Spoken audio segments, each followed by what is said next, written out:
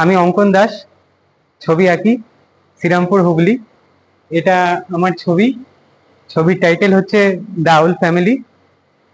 এটা আমি কিউবিসিএম এর মধ্যে ছবিটাকে তুলে ধরেছি। কিউবিসিএম একটা টেকনিক, ফর্মে ভাঙা, কিউব ফর্মে, সেটাকেই আমি তুলে ধরেছি আমার ছবিতে। আমি দেববানী চট্টোপাধ্যায় বলছি।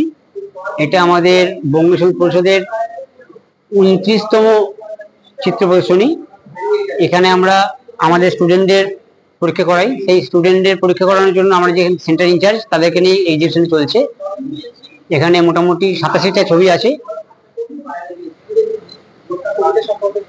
এই ছবিটা আমারই করা। এটা অ্যান্টিক ছবি আছে, এটা অ্যান্টিক স্কাল্পচার থেকে নেওয়া।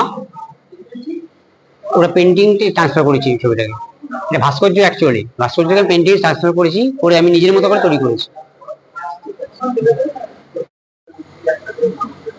আমার নাম ভারতী গুহ ঠাকুরতা। আমি খুব ছোটবেলা থেকে ছবি আঁকছি।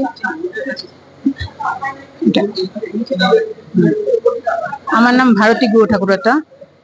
আমি ছোটবেলা থেকে ছবি আঁকছি। আমার বাবাও শিল্পী ছিলেন, 2 বছর হলো মারা গেছেন। উনিও আর্ট কলেজ থেকে পাস করা। ওনার স্লো এক্সিবিশন হয়েছে। আমি বাবার কাছেই আঁকা শিখেছি। এখন ওয়াশ পেন্টিং করছি। ওয়াশ পেন্টিংটা আমার খুব ভালো লাগে। দুর্গার উপরে ওয়াশ করেছি, আর এটা মা সরস্বতীর উপরে ওয়াশ করেছি।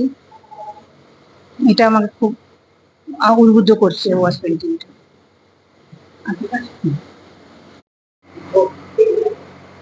এটা হচ্ছে আমার নাম হচ্ছে হারাধন সামন্ত। তো সাউথ চব্বিশ বাড়ি। তো আঁকা মানে ছোট থেকেই আঁকা খুব ভালোবাসি।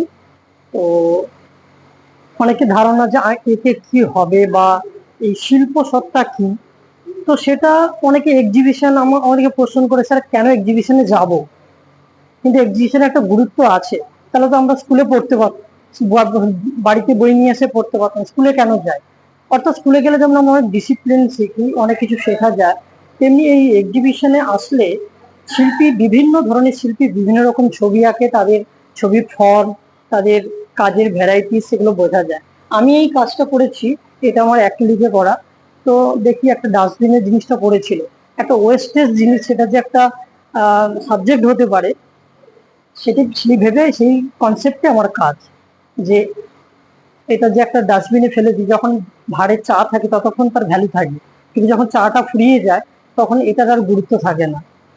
সেরকম আমাদের যখন প্রয়োজন হয়, মানুষ আমরা একসাথে যখন থাকি, যখন প্রয়োজন থাকে তোমরা একে অপরের খোঁজ নিই, কিন্তু প্রয়োজন ফুরিয়ে গেলে আমরা ছুঁড়ে ফেলে দিই। সেই কনসেপ্টে আমার এই কাজটা করি। এটা আমার হচ্ছে ওয়াটার কালারে রিয়েলিস্টিক একটা কাজ, স্টিল লাইফ। তো এটা আমরা যখন কাজ করি অনেক সময় কি হয়, আমাদের রং শেষ হয়ে গেলে আমরা এগুলো ফেলে দিই, কিন্তু সেই ওয়েস্টেজ জিনিস, তো সেটা আমি ভাবলাম এটাও তো একটা সাবজেক্ট হতে পারে, তখনই সেই কনসেপ্টে এটা আমার কাজ করা।